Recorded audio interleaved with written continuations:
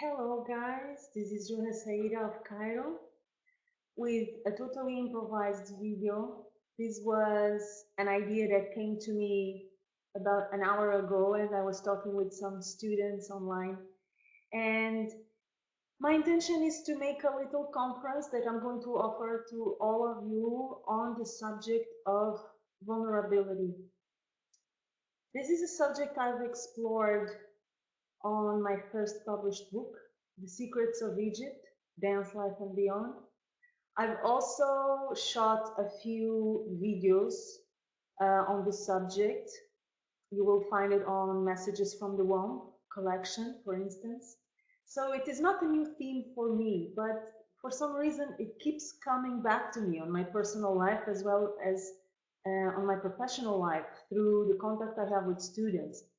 Now, if you are already my student, you know that I learn a lot from people. In fact, I always feel that I'm learning more than I'm teaching, although I believe there is so much to teach, and I carry such a luggage, incredible luggage of experience accumulated in many years of work in Egypt, the Middle East, around the world. So it's not like I don't have the luggage. Of course I do, but somehow the feedback I get from students and people in general is so inspiring, and it keeps coming back to me producing new contents for my work. Okay, so the theme of vulnerability is one of those things that keeps coming back so much through the interaction with students, and it's a theme that it seems so hard for most people, and I don't mean vulnerability only in Egyptian dance, okay, because certain things that you cannot apply to Egyptian dance, they actually come from blocks in your life.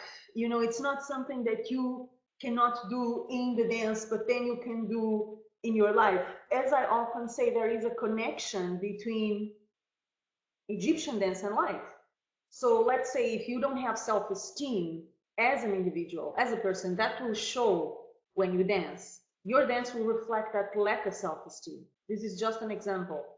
If you don't know how to enjoy life, if you're so worried about accomplishing things and producing and living in this crazy hysterical rhythm that we're living nowadays, then naturally your dance will reflect that inability to enjoy the moment, to surrender to the little pleasures, and the examples are endless.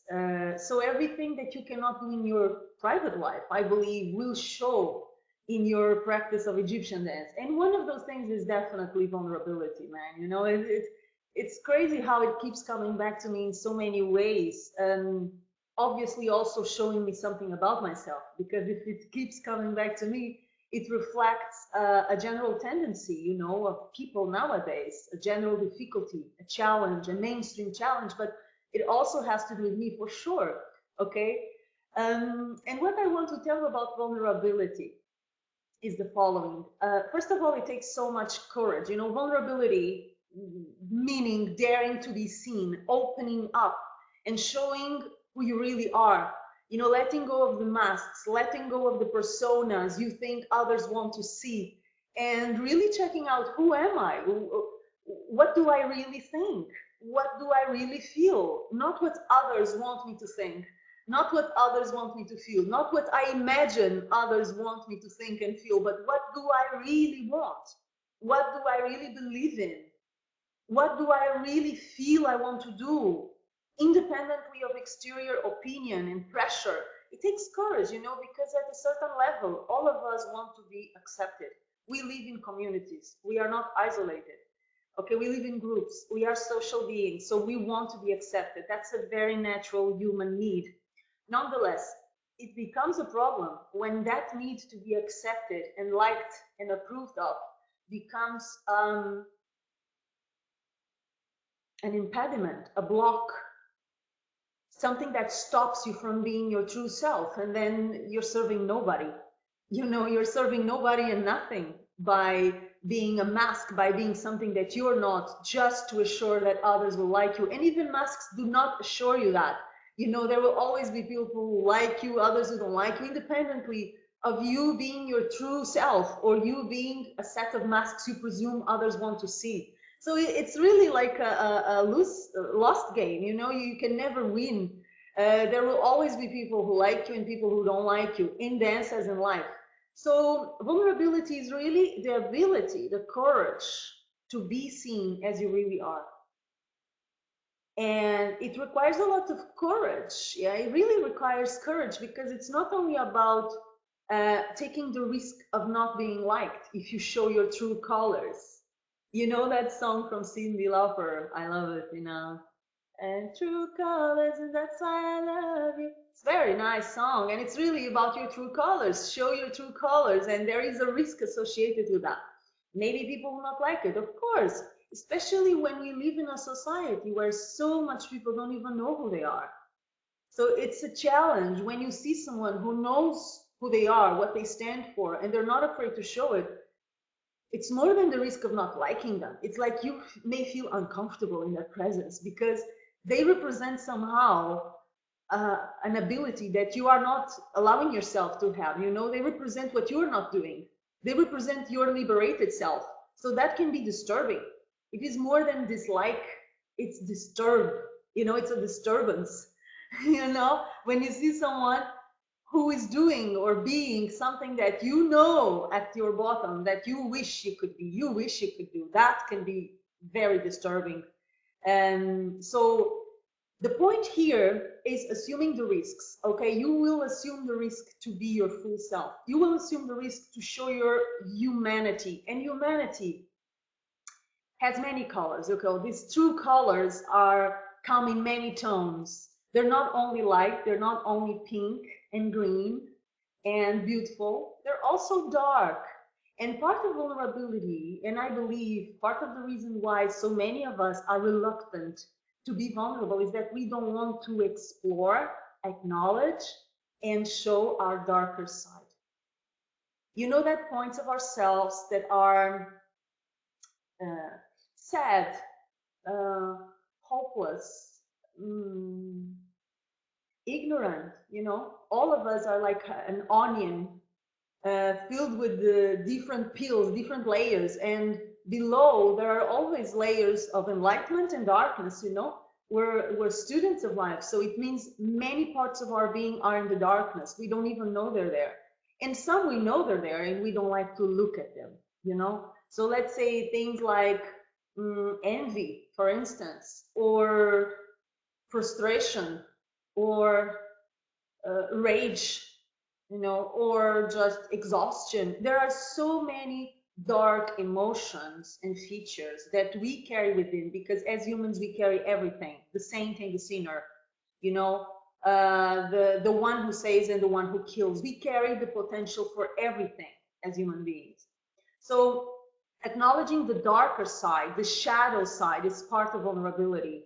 And I believe this is one of the reasons why so many of us are reluctant to open up and show our true colors, because sometimes our true colors are not pretty, you know, but I say truth is always beautiful.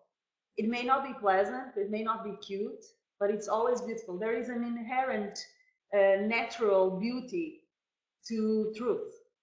So if you say, look, I recognize that I'm feeling enraged. I know it ain't pretty. I know it is not pleasant. I don't even like it. I don't like to see that in myself, that I'm enraged for whatever reason or set of reasons. But this is how I am now.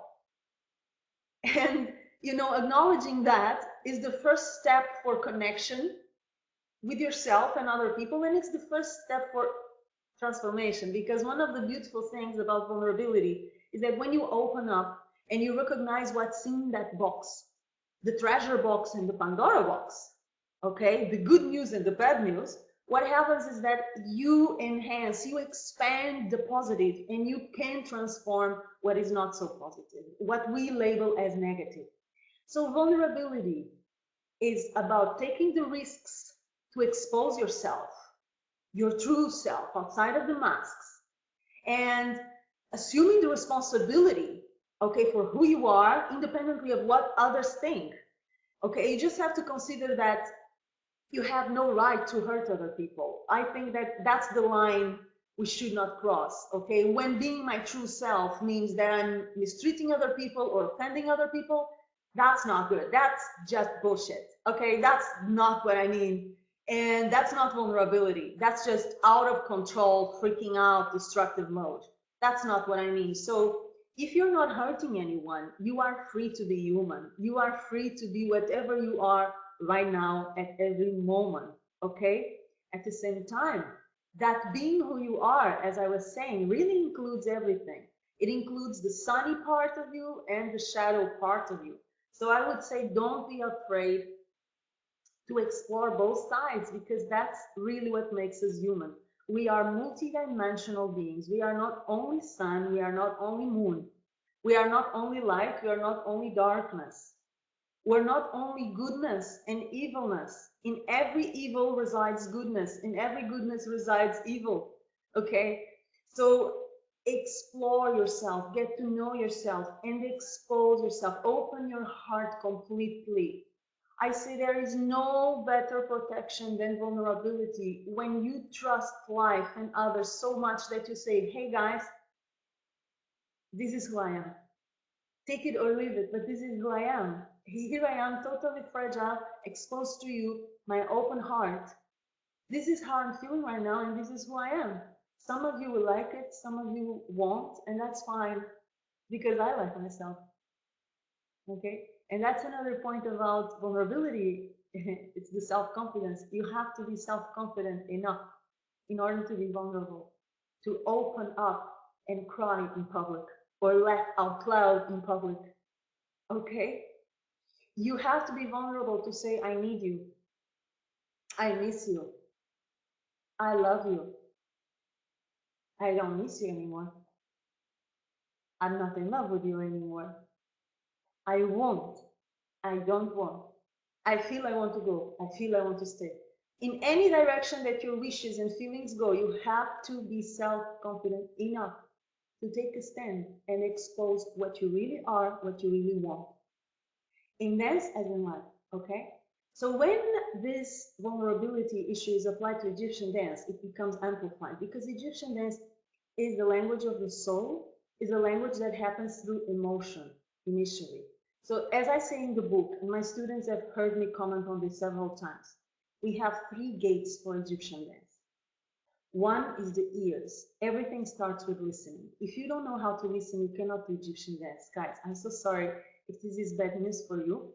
And I don't know how far you can understand this concept, but Egyptian culture, music and dance is highly connected with listening. The ability to listen and to get lost, to get drunk, to sink in the sound. Okay, this is the beginning of Tarab. Yes, beginning of Tarab. So first gate is the ears. Second gate, the heart. Third gate, the movement that springs from these two first gates, the ear and the heart. Okay? And vulnerability cannot happen if your heart is not open. And dance cannot happen if your heart is not open. So Egyptian dance cannot happen without vulnerability. I don't know if you follow the chain of thought, but this is how it goes. Egyptian dance is an emotional dance. It is warm because it has emotion in it. You know, thought is cold. It's very important, but it's cold. But emotion is warm. A pleasant emotion or a bad emotion, but think in terms of intense emotion, it's always warm. Let's say passion, very hot. Fear, very hot, you know, in a different way. Love is warm, yes. Hate is very, very, you know, hot also in the negative, you know, in a negative way. So there is no Egyptian dance without emotional expression, without you being naked in the sense of emotionally exposed, vulnerable, crying if you feel like crying, feeling lost if you are feeling lost, feeling happy if you're feeling happy, feeling fearful if you're fearful, feeling shocked, disoriented, oriented, whatever you are feeling, this faithfulness to what you are feeling, what you are right now, is at the core of Egyptian dance. And this faithfulness is not possible if you're not vulnerable. So for dance and for life, vulnerability, opening your chest, opening your heart, opening your mind, opening your eyes and saying, this is who I am. I mean no harm. I'm just human. And so are you. This is the ultimate connection. It's the ultimate connection in Egyptian dance. It's the ultimate connection in life. So instead of shielding ourselves so much with armors and protecting ourselves so much, that's the ego, you know. I have to keep my prestige. I have to keep my image. That's just bullshit. I'm saying bullshit for the second time this video, man. Because it's really, you know, sometimes bullshit is the only thing I can say. I don't know, because really, it's bullshit. So uh, leave the ego in the toilet, you know. Leave the ego. We're all human, man. We're all human. Even the people that seem much control and having everything figured out, in the end, we're all human. We're all happy, unhappy, hopeful, fearful, excited, bored. We're very basic. At our core, we're very basic and very similar, independently of religion and culture, nationality. You know, those are details that may change brain settings and some belief systems, but at the core of our humanity, we're all the same. And believe me, there is no magic like the magic of human connection. Egyptian dance has taught me that, amongst many other things, beautiful things. If you want to connect through your dance, you have to be human. You have to allow yourself to be fully human. Not a mask, not a diva, not a pretty picture, but human. Okay, that will mean communicating through your dance every single second the exact landscape that you're having inside of you. Okay, if you are afraid, you will show the fear. If you are happy, you will show the happiness. If you are excited, you'll show the excitement. If you are sad, show the sadness. Explore the sadness. Dance through the sadness. Don't pretend to be okay when you're not. Truth is powerful. Openness, vulnerability, me showing up and showing off my fragilities is what makes me connected with other people. It's not only my strength that connects me and inspires others, my fragilities also inspires others because they suddenly see I'm not alone. She too has sad moments. She too has weak points. She too feels lost sometimes. I'm not alone. And that is very powerful. You know, the mirror that you can achieve by the simple fact of opening up, dropping the masks, dropping the ego, dropping the prestige masquerade, and just being you, just being fully human. That's so powerful, you know. Of course, in dance, but also in life, connecting with other people from a point of absolute vulnerability, saying I love you to the people that you love, you know, saying I'm sad, I'm happy, speaking your truth. You know, I'm speaking, I'm saying this, and tears are coming to my eyes because it is true. You know, I've seen it happen. It's so important to be open, to be human.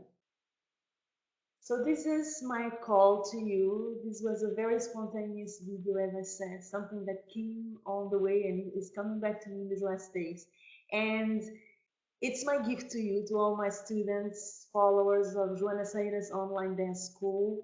It's something that I hope inspires you and gives you strength to be exactly who you are and not afraid to show your true colors. Because that's why I love you, so don't be afraid. Okay? Big, big kiss. I will see you soon at one of our classes at Joana Saahirah's online dance school. Okay? My gratitude note to everybody who's been joining our classes and sharing and recommending and rating us 5 stars. We do our best to be 5 stars, 10 stars, 100 stars, 1,000 stars for you and with you. Okay? Big, big kiss.